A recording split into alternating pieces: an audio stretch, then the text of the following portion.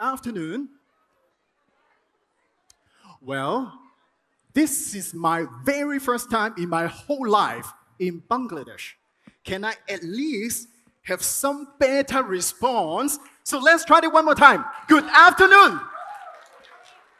Okay, much better, much better. So, first of all, I really want to thank you, Oncology Club, to inviting me here for the very first time. And not only inviting me, but having a very heartful, like a very careful pick of speaker gift for me. Thank you very much for that. But talking about speaker gift, few years back, I spoke in Singapore in the Strata Data and AI conference. And you can actually see that I got this cartoon drawing of myself as the speaker gift. So it's okay, you know what, like it's me trying to draw the speaker, but they give me on top of that something else. Okay, so one is this thing. So I think you know what is that, right? The deck of cards. So another one, where is it? Right here. They give me something like this. Do you know what is that? Can you guess what it is? All right. It is a pack of dice. And then I was scratching my head. I am a speaker in a data and AI conference. Why are you giving me a deck of cards and a pack of dice? What? Why is that? And then I keep thinking, oh, yeah, now I know. After thinking a while, now I know. But before I reveal the answer to you, let's play a game, all right? So I know it's towards the end of the day. You may be tired. So hopefully this game will keep you awake, okay? So now, I have a coin here, all right? So if I flip this coin, what is the probability of getting tail? Come on, you guys are professional, right? What? Two? 1/2, right? 50% of the chance you will got tail. Good job. So now, let's raise the difficult level. I use this pack of dice. And, okay, so let me pick 2 dice here, all right?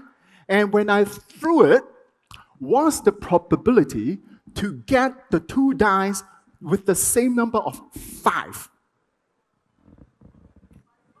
I'm sorry? 1 over? Yes! 1/36. Why? It's because 1/6 times 1/6, right? So now, let's raise this to another level.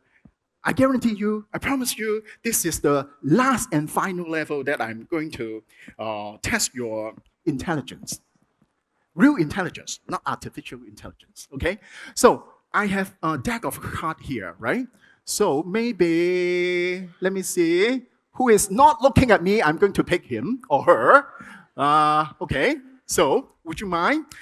So what I'm going to do is I'm going to flip the card. And the only thing you need to do is tell me when to stop, okay? Okay, so now take this card. Do not look at this. Hold it down, okay? And would you mind? Okay. Okay, good. Now hold it. Don't look at it yet, okay? Would you mind? Okay, so now, wow, too slow, okay? Here, all right? So, third and final question. What is the probability of someone in this room guessing all this card correct? You don't need to give me the number, but at least give me the formula. Okay? What's that? No one? Too hard? Someone? 1/52 times 1/51 times 1/. 50, because you pick out the card, right? So you reduce one, so 1 over 51 times 1 over 50, so 1 over 52 times 1 over 51 times 1 over 50, right? So it's 132,600. And what if I tell you it is Jack of spades, 8 of heart, and ace of diamond? Now you can look. Don't show it to me, show it to them. Is it correct? Now you can call me AI magician. All right? Give them a round of applause. Thank you. Thank you for helping me. Thank you. So, I know why. I know why they give it to me, a deck of cards and a pack of dice. Because AI fundamentally is probability and statistics. Of course, with some matrix manipulation, linear algebra, calculus, sometimes even a professional like you may be confused. Not to mention for a kid. I live in Washington, D.C., and with a few hours driving, I can go to Hershey Park. If you don't know Hershey Park, it's like a Disneyland with rides and a lot of chocolate and candy. And one of the rides that my son liked the most is called Wildcat. And because it's popular, that's why there is a long line. And then when we wait in the line, he suddenly asked me a question. Dad, what are you doing at work? Well, at work, I collect multiple data sets from different data sources, and then I get rid of the null value before I do the feature engineering. Then usually I will do a multi-layer neural network. In order to reduce the error, I will use the gradient descent. Hold on. Do you really think I explained to my 7-year-old son that way? Of course not! Not only a 7-year-old doesn't know or doesn't have the background to understand what I'm talking about. But I don't want my son to think, my dad is crazy. I asked him a simple question, and then he sounds like answering me in English, but I have no clue of what he's talking about. I better not ask him anything anymore. So I use another way to explain to him what is AI. Hey, remember when we teach your younger sister when she was a baby, to recognize what is an apple? We show her, here is an apple. And then when we teach her what is a pen, we show her, here is a pen. We keep on repeating, here is an apple, here's a pen. Then sooner or later, she will recognize this red round thing is called apple. And this blue pointy thing is called a pen. All right? This is called supervised learning. It maps the input to the output by giving the computer many examples so that the computer can learn about it. And if we apply this to medical, now the baby is the computer. The parents or the big brother are the doctors. Then the pen or the apple, they are the medical image with cancer cell or without cancer cell. By the doctor keep on telling the machine now knows and learns what is a cancer cell image. That is the supervised learning. And of course, besides supervised learning, I also teach him like unsupervised learning or reinforcement learning. So those are very fundamental in AI in order to prepare him for the next industrial revolution. And you should see that industrial revolution has already happened in the past few decades. And each revolution leads to some democratization. First, the Industrial Revolution democratized production so that we can be free up for the physical labor. And built on top of that, we have Computer Revolution. Computer Revolution democratized calculation to free us up for the mental effort. And next one, built on top of that, is the Internet Revolution to democratize information so that we can access data much easier. And built on top of that is the mobile revolution to democratize communication so that we can now talk to anyone in the world anytime we want. And now we are undergoing AI revolution to democratize knowledge. So every one of us now is a PhD. So when I received the topic from the organizer, asked me, hey, Cupid, can you talk about the opportunities of AI in cancer management for low-resource countries? I said, yes, I have a lot to say. First of all, AI can use in the early detection. In the AI screening tool, if we can allow the AI to look at the mammogram, we can then shorten the time for detecting or screening whether a person may have a cancer. And let's say in the improving accuracy, when we improve AI so that the AI can understand pathology, then this is another usage for the AI to be imported or injected in the healthcare. Then let's say a patient really got sick and diagnosed with cancer. We can use AI to create a treatment plan so that the radio dosage can be added in the planning very quick and no delay in the treatment plan design.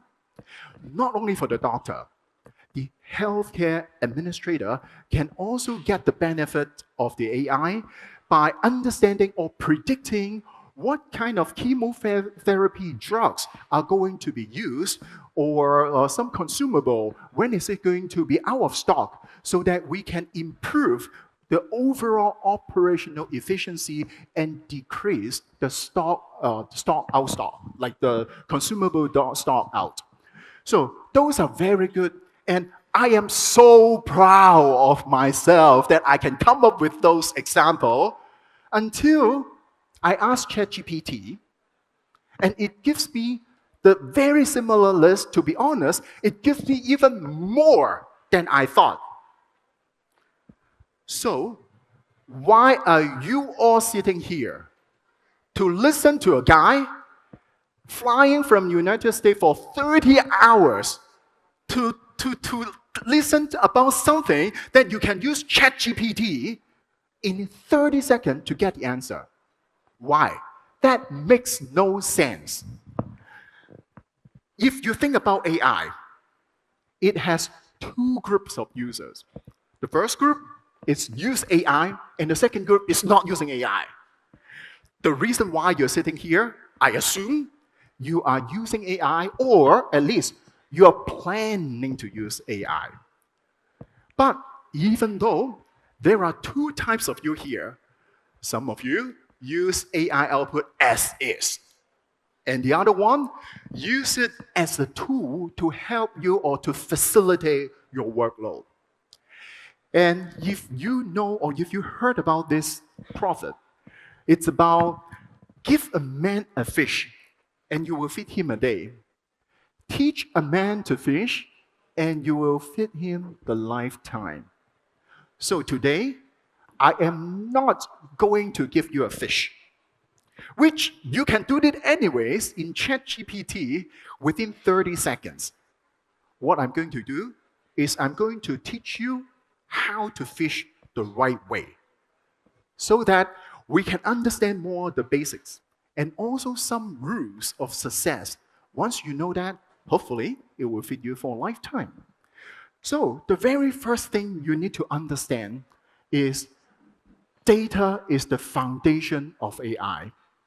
No data, no AI, because data can be used to train a model.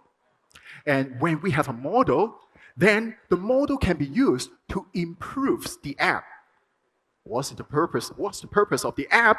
Is to empower a user.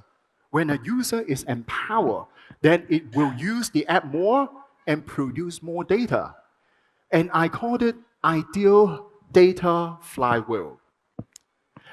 However, the current AI methodology may not be perfect. For example, we collect all the data in one centralized location. And by the time we do that, we immediately breach the data privacy. And data is also fire. What do I mean?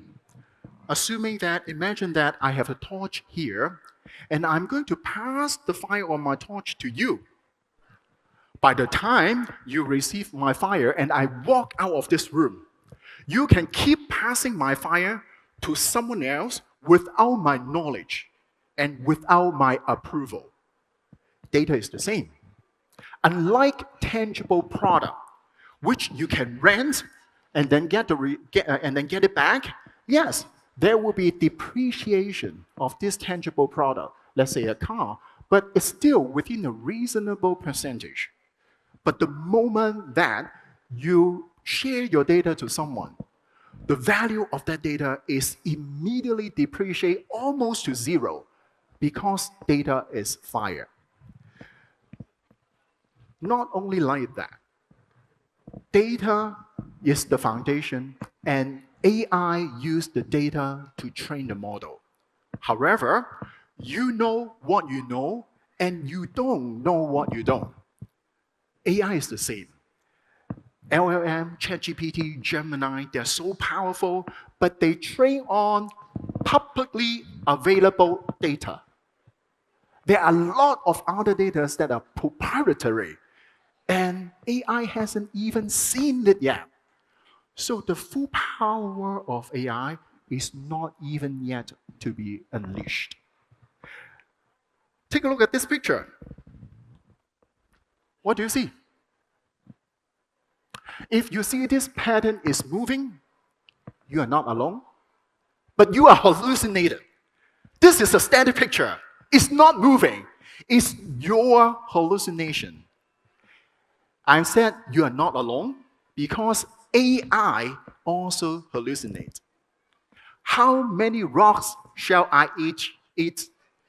At least one rock, at least one small rock per day, with a reason, with a background. Why? That kind of hallucination, someone will say, don't worry, Cupid, we can put some guardrail to make sure that it's okay, but how many guardrails can you put? And on the other hand, the more guardrail you put, you defeat the purpose of generative AI. And let's say you can really put the right amount of the guardrail to protect this model. When should you ask the question? When I have the problem, I ask the question, but would that be too late? When you ask the problem, when you have the problem and then you ask the question, this kind of reactive questioning is already too late sometimes. So those are only the drawback for AI. How about healthcare? That's what we are concerning about, right? So a few years ago, I got diagnosed with hyperthyroidism. I think that's the reason why I'm so hyper every time, but that's another story. Hyperthyroidism compared to cancer is nothing. But still, when I am asked by my primary physician to go to different places, like blood work, like specialists, like CT scan, all those kind of things, you know what happened? They asked me to fill out a form. 90% of the information I have already given somewhere else. Why? Because of data silo. And let's say a researcher, she has a very brilliant idea of cure hyperthyroidism. And she asked me, hey, Cupid, can I use your data? I said, yes. But the problem is, because my data is not on me, it's on somewhere else. So when she tried to get those data, she may even need to have some hurdle to go through because the hospital doesn't allow her to do that. That kind of information blockage is another problem for our current healthcare system. And a month later, I feel like I am so tired. To a point that I think I really need to go back to see the doctor. And then she told me, you know what, Cupid? I over-prescribe your prescription. So now you have hypothyroidism. So I know this reactively after I experience all those kind of symptoms. That's the reactive care that we have today. Not to mention, our record, our healthcare record is used mostly for diagnostics, not for prevention. And if we put all these things together to the ideal flywheel that we learned before, data is siloed and also information blockage. So we don't have enough and complete data. No data, no good model, no good model, no good apps, and user will not use that at least to the fullest. And so this flywheel doesn't fly. And for the app itself, because it's only focused on diagnostic, not really for prevention, that's also not the ideal case. And the user will be able to get the care only reactively. So the whole healthcare flywheel is not really that ideal. But how can we fix it? What if instead of all the fragmented data, we can bring all the data in so that we have a holistic data? And now, because of all the IoT, including your smartwatch, including your cell phone, we can also incorporate this kind of IoT data in this holistic data set. And if the researcher now, she wants my data, I have the say, I have the authority to say, yes, let's use it. But let's say, if I am really concerned my data privacy, I can still give her to train on my data without exposing my data. That is something called federated learning. That means instead of collecting all the data in one centralized repository, as we mentioned it before, we push out the model to where the data is located. And the model is trained right there, and after the training, only the improved model will send back. So the researcher can collect all the data and aggregate the finalized model in the whole process. There is no one single bit of data being leaked out. That is the federated learning. And if we put this back to the ideal data flywheel, see what happened. So the data now can train, but privately for the data, to provide a precise model for the user. And because of that, the model can adaptively and provide a smarter app for the user. And this smarter app proactively empower a cognizant users. A cognizant user will use the app more and generate more data, especially with the IoT. The data will continuously produce to produce more enhanced data. So this is the actual flywheel that we want. And don't forget, the user here can be an individual like you and me, or it can be also an organization, hospital, or insurance company, or government agency. They will also enjoy the benefit of this future healthcare flywheel. It is possible by this technology called Federator. Using Federator, we are not only allow AI to train on publicly available data, but also proprietary data that will explode the possibility of leveraging AI. Now, AI can collaboratively train the model, and the prediction is personalized. Federated learning respects the data ownership and preserve the data privacy. Lastly, with the IoT, real-time data can come into the system, and we can also provide proactive alert to the users. And this everything is possible through Federator. If you pull up your phone right now and Google this, I guarantee you will find nothing because I just make up this word myself based on my vision, and this is the second time I share this vision publicly in this kind of scenario, in this kind of conference. So let's take it a step back. 2021, April 22nd. I got a call from my dad. He told me that my mom got a stroke and being admitted to the hospital. And they are in Asia, they're in Macau. I live in Washington, D.C., as I mentioned it to you. In the pandemic lockdown, you know what happened. If you travel, you will be quarantined for 2 to 4 weeks one way, and coming back here, it's also another 2 to 4 weeks. It is unfortunate. But fortunately, our co-founders, Ferdinand, he is a stroke specialist. So I call him and say, hey, Ferdinand, can you help me? And he said, sure, send me your mom information and all the record, and I will take a look. Hey, Dad, yeah, Ferdinand said it's okay. You just need to send him all the information and healthcare record, and he will help us to review and provide his opinion if there is anything. Okay? What? What fax number? Fax a medical record, an image for him to review? How can he do that? What? What, $10? $10 what? $10 per page? Are you kidding me? Can you please tell them? Getting a healthcare record for a patient is the basic patient's right. Please calm down. Are they crazy? I'm passionate about this talk. Your heart rate has risen to a dangerous level based on your age and family history.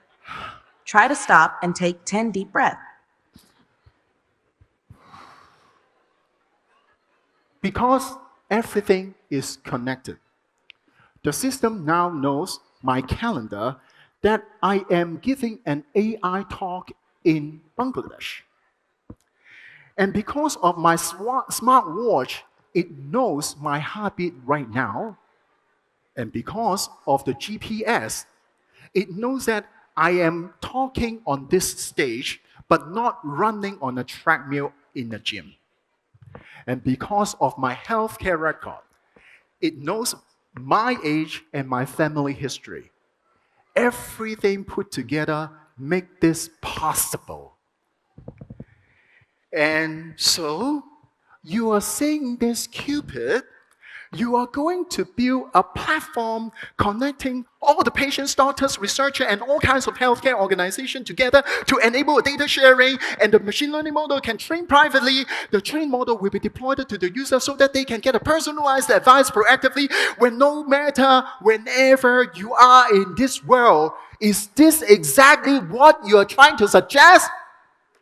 You don't look like you're suggesting you're building a healthcare system. You sounds like you're describing the Tom Cruise Mission Impossible movie. By the way, it's going to be released May 2025. It is hard. So that's why it's not a cancer moonshot, but it is healthcare mass shot. Is it difficult? Yes, it is difficult. If not, someone has already done that. But is that feasible with the growth of the data that we have, especially through the IoT, with the mature of AI that we have today, and with the rising of federated learning? There is no better time than now to start this initiative. So, every revolution leads to some democratization.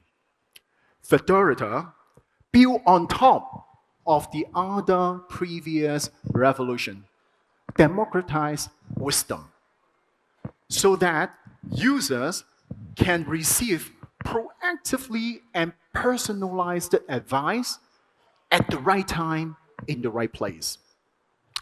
I know by looking at your face, Some of you may have this one single question in their mind. So what? Good for you, Cupid, that you invent this kind of federator, which you present this in June at DC in the Global Health Summit. But I remember that time you don't have the A, and now you add an A here. But what's the big deal? Federator is a vision. It's the ultimate goal that a healthcare system is supposed to be. With this direction, we can then now marching towards that because we can see that AI is very hot right now, but it still is the beginning of this whole journey. We can see a lot of possibility, a lot of potential in AI. So let me fulfill my promise to you earlier in this talk. I said I will give you some basic background, which you have it, hopefully. Now I give you 4 rules, and then we will conclude the section for today so that you know how to fish. Rule number 1, use AI as the starting point, but never use it to cross your finish line. Remember, regarding to AI, it's either you use it or you don't use it. So for those who don't use it, they may say, using AI is cheating. Those people are standing in a very high ethical standard. But remember, 30 years ago, when Google just came, people said, using Google is cheating. You should go to the library and flip through all the books and encyclopedia and newspaper to find your research. You are cheating. Now, if you are not using Google to do the research and go to library, what people are telling you? You're stupid.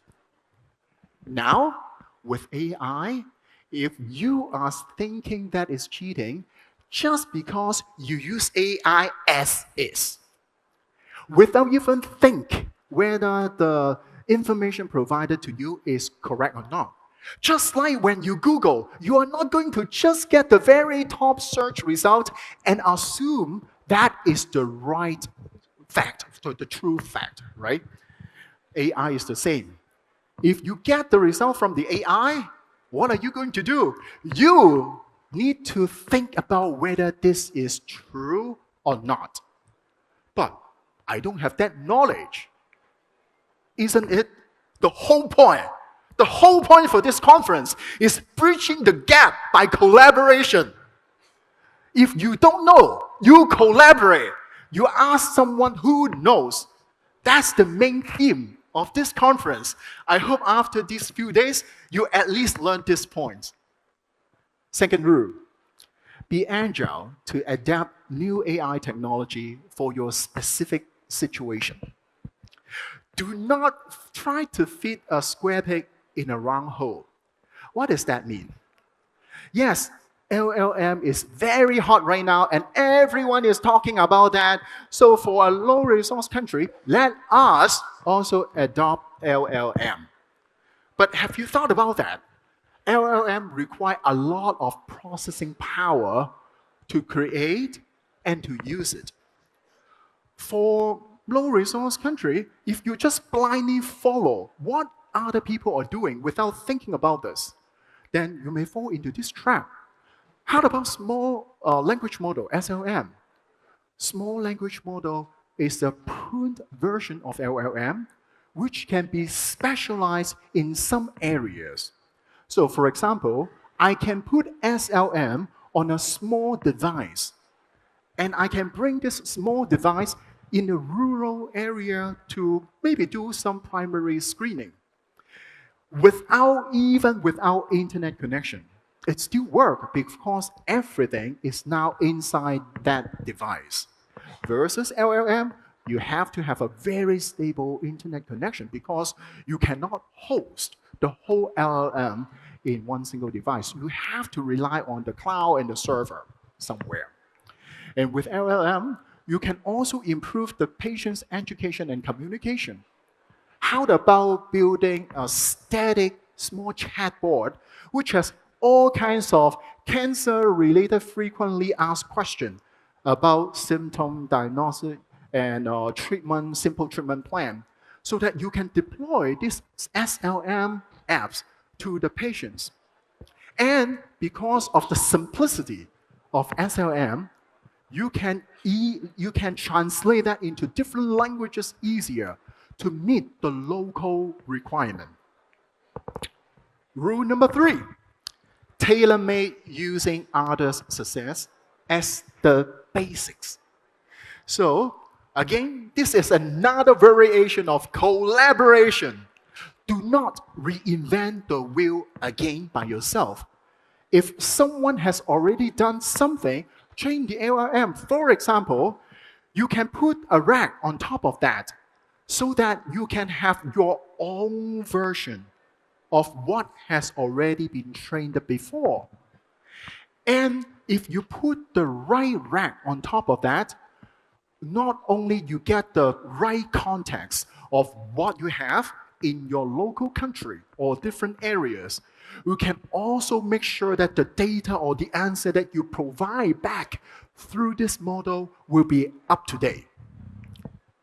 Finally, rule number 4, human should be in the center of the loop. Always think about why use AI. It is not a toy. It must provide some benefit for the user. We should always think from a human perspective. What is this user want or require? That's one aspect. And if we really put human in the loop, we should not always talk about machine learning, which is very important in the whole AI process, no doubt. But just like a successful education system, you have learning, you also have teaching. What is machine teaching? It is when you design a system, we should design that the system provide you a feedback. There should be a human here to provide a feedback, to teach the system back, so that we know it is right or not.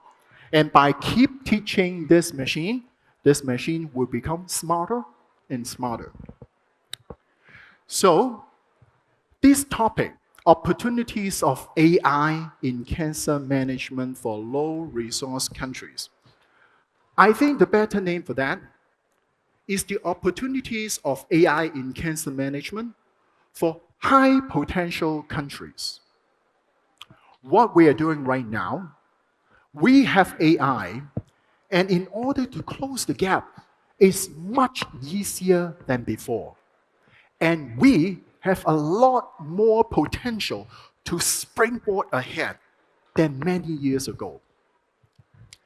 So now, you may have one final question for me is, Cupid, did you really teach your kid AI as what she said? Instead of I answer you this question, tell me what is AI? Artificial intelligence. What is it exactly? Artificial, it's supervised learning, unsupervised learning, and reinforcement learning. What exactly is supervised, unsupervised, and reinforcement learning? Supervised learning is when you bring something to the computer and the computer remembers it. Unsupervised learning is when you tell the computer to do something and you don't tell him instructions. Reinforcement learning is when the computer does something right and you give him a point, and when the computer does something wrong and you take away a point. Yeah, good job. It is true. I did not lie. I really teach him what is AI when we are lining up in Hershey Park. And in fact, I try to continue this conversation and even convert some of my lecture notes into a book called Planify AI. Because I really think technology should not hard, should be fun. Everyone should understand what is AI in an easy way, in a plain English or plain language. So I just got a call from my publisher. This book, as of last night, is on pre-order now. So if you really want to see how the other AI concept is I am talking about, this book may give you even more boost for that. So it's not if and when AI will come.